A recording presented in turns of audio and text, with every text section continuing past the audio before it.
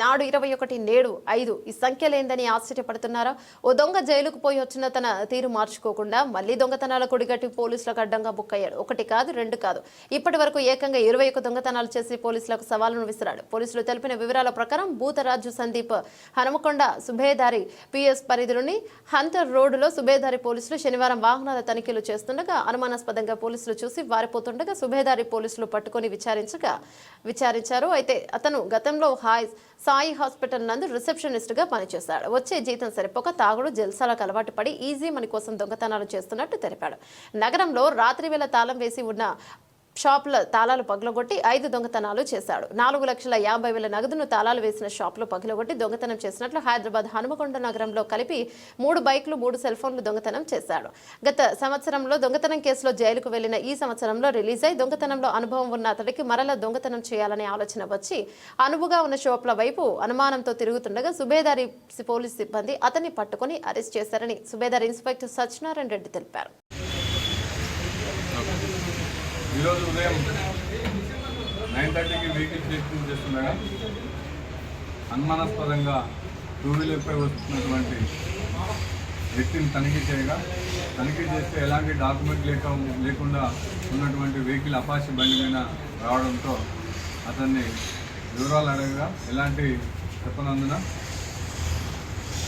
పాత నేరస్తులైనటువంటి భూతరాజు సందీప్ కన్నాప్ సారయ్య ఇతన్ని అదుపులోనికి తీసుకోవడం జరిగింది.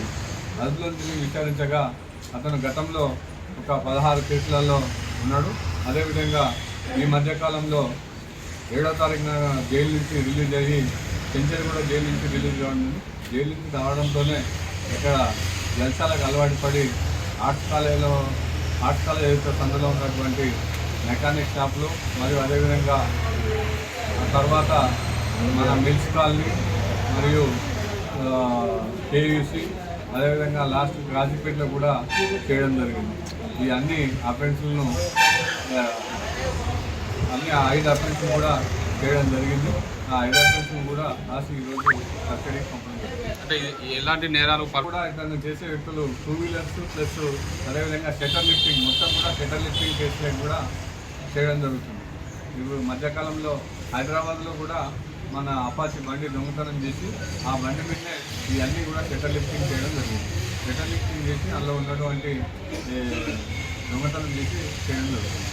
కేసులు ఎక్కడెక్కడ Hyderabad, mills colony, Kazipet, KUC అదేవిధంగా సుబేదారి 16-17 కేసులు కూడా బయట జిల్లాలలో ఉన్నాయి. అదేవిధంగా మన జిల్లాలో కూడా కొన్ని కేసెస్ ఉన్నాయి. టోటల్గా 21 కేసెస్. సీసీ కెమెరాలు ఉన్న నేరాలు జరుగుతున్నాయి కాబట్టి అందరికీ కూడా ఇంకా సీసీ కెమెరాలు కూడా ఎక్కువ పెట్టుకోవాలి. అదేవిధంగా సీసీ కెమెరాలో ఫోటో క్యాప్చర్ అయినా కానీ కంపల్సరీగా వాళ్ళ నేరస్తులకు మనకు దొరకడం జరుగుతుంది. అందుకని వాళ్ళు ఎలాంటి తీసుకున్నా కానీ సీసీ కెమెరాలో చిన్న ఫోటో వచ్చినా కానీ క్యాప్ లేకుండా ఉండాలా. అదేవిధంగా ఏదైనా ఉంటే కూడా వాళ్ళు ఇంట్లో బ్యాంకులో డిపాజిట్ చేసుకోవాలి తప్ప షాపులలో కానీ లేక ఇతర మెకానిక్ షాప్స్ కానీ లేకపోతే మెడికల్ షాప్స్లో కానీ అందరూ కూడా అమౌంట్స్ను వారి సంబంధించిన హౌసెస్లో పెట్టుకోవాలి తప్ప వాళ్ళు ఖాళీ చేసి వెళ్ళిపోయేటప్పుడు కంపల్సరీగా సాయంత్రం కూడా ఉన్న అమౌంట్స్ను ఈ వైన్ షాప్లలో కూడా పెట్టకుండా జాగ్రత్తలు తీసుకోవాలా.